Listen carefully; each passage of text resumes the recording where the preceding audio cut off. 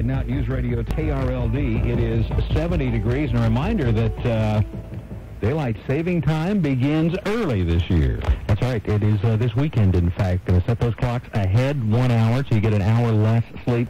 Dr. Nabil Farah from Texas Health Presbyterian Dallas is on the phone with us. Got some tips for coping with the sleep loss and just kind of adjusting as we move into daylight saving time. Dr. Farah, thanks for joining us this morning. What kind of problems can we experience here? Well, obviously no one likes losing an hour's worth of sleep. Typically it's harder to wake up in the morning, and a couple of things I recommend. It may be a little bit too late for patients now, but I always tell my patients probably 6 days before daylight savings time, try to go to bed 10 minutes earlier and wake up 10 minutes earlier. It allows your body to gradually adjust.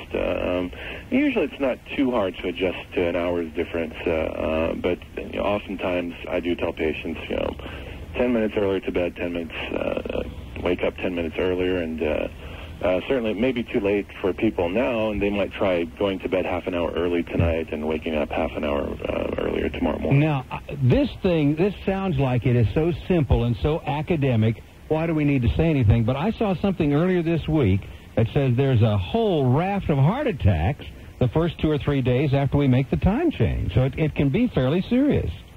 Well, I don't, the evidence on that is probably a little shaky. Certainly, there have been studies that have looked at the timing of different cardiac events, whether it's during the day or the night. I haven't seen any good evidence that actually occurs. I mean, some of that, there might be a small study that's sensationalized, but generally speaking, I think it's good to reassure people they're not going to have a heart attack due to daylight savings time. But certainly it may make them a little tired during the day, though. What is easier to adjust to, this or when we set the clocks back in the fall? Oh, certainly the fall. We gain an hour in the fall, and so nobody likes losing an hour. And but certainly in the fall it's a little bit easier because you have an extra hour's worth of sleep.